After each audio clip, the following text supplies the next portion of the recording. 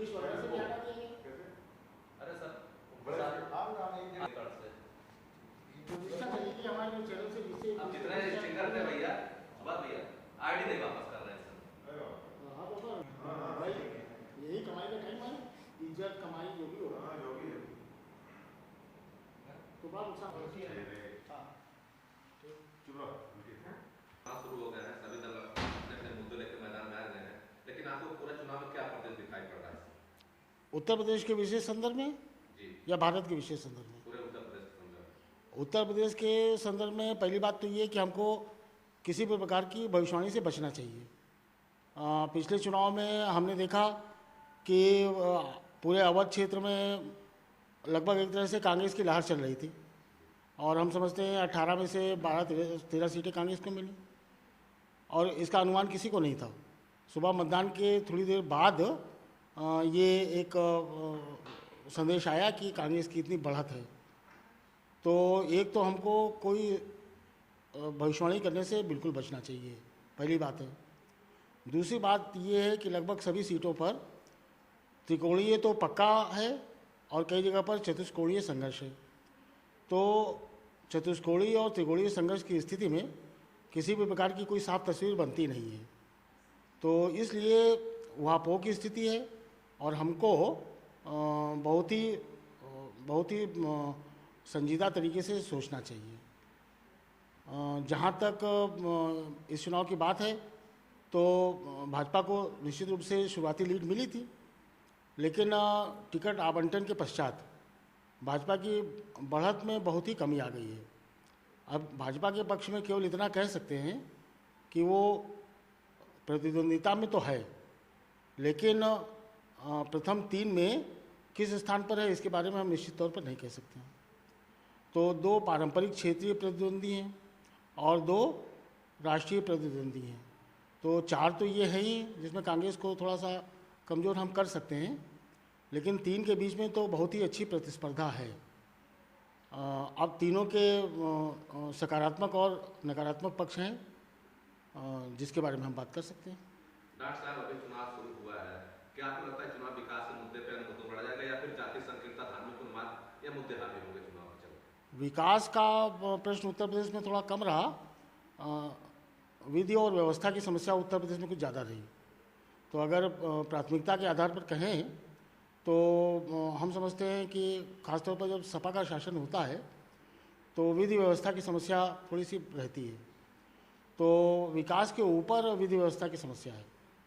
50% से अधिक युवा मतदाता है, लेकिन उनको लेकर भी किसी दल की राय स्पष्ट नहीं दिख रही है। क्या आपको लगता है कि युवा मतदाता भी इसी रास्ते इसी चलेगा, जाति संकीर्णता, धार्मिक उन्माद में? जाति और धर्म तो परंपरागत ध्रुव ही रहे हैं जिनको हम अनदेखा नहीं कर सकते हैं। तो जाति और धर्म के 2 पारंपरिक मानक हैं, उसके बाद विकास और विधि व्यवस्था हो गई। तो 4 तो ये बड़े प्रश्न हैं। फिर व्यक्तिगत छवि है, राष्ट्रीय स्तर पर चुनाव है तो राष्ट्रीय स्तर पर सरकार बनाने की संभावना है। फिर एक निजी करिश्मा को भी आप इनकार नहीं कर सकते हैं, टिकट आवंटन की बात हो सकती है, जातीय समीकरण। तो इतने ज़्यादा तत्व हैं कि बहुत ही घालमेल की एक कैलिडोस्कोप जैसे होता है जिसमें हज़ारों चीज़ें एक साथ नाचती रहती हैं। तो जब कई शक्तियाँ एक साथ काम करती हैं तो उसको हम कहते हैं उनका एंड रिजल्ट क्या आएगा। कई शक्तियाँ क्रॉस पर्पस पे काम करती हैं तो अंत में हर क्षेत्र से एक ही व्यक्ति जीतेगा, तो नतीजा तो एक आएगा, लेकिन इन शक्तियों का संतुलन किस प्रकार से बनेगा इसके बारे में हम स्पष्ट नहीं कह सकते हैं। इतना स्पष्ट कह सकते हैं कि जाति और धर्म ये 2 पारंपरिक आधार थे, उसके बाद विधि व्यवस्था, उसके बाद विकास का है।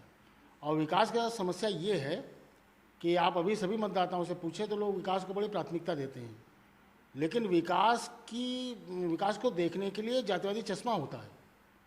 तो विकास की वो व्याख्या भी अपने जातिवादी परिप्रेक्ष्य से करते हैं। जैसे आप अगर ग्रामीण क्षेत्र में बात करें तो बहुत लोग कहेंगे कि बहुत अच्छा हुआ है किसान जाति के लिए, तो कहीं वो एक सपा के प्रति जो जातिवादी भावना है वो भी आ जाती है।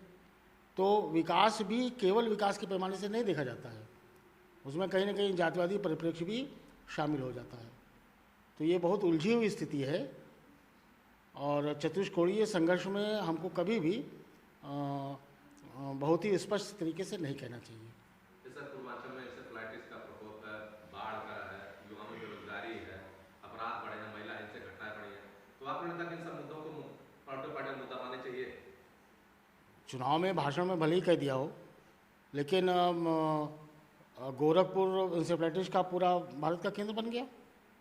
बीआरडी अस्पताल जो है वो कितना ज़्यादा दबाव में रहता है ये हम सब लोग जानते ही हैं।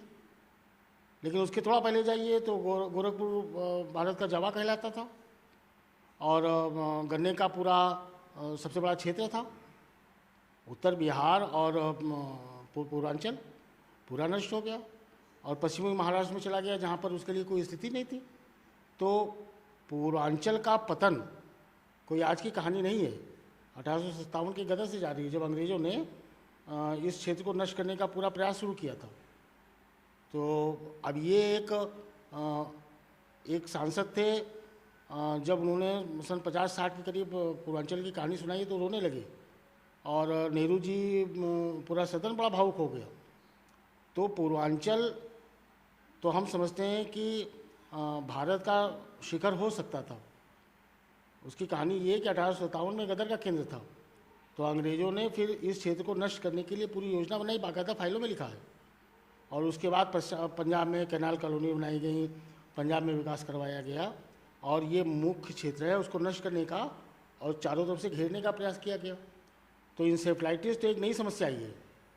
उसके पहले याद करें तो गन्ना, पूर्वांचल गन्ने का केंद्र था, शक्कर उद्योग का केंद्र था, जावा कहलाता था, वही नष्ट हो गया।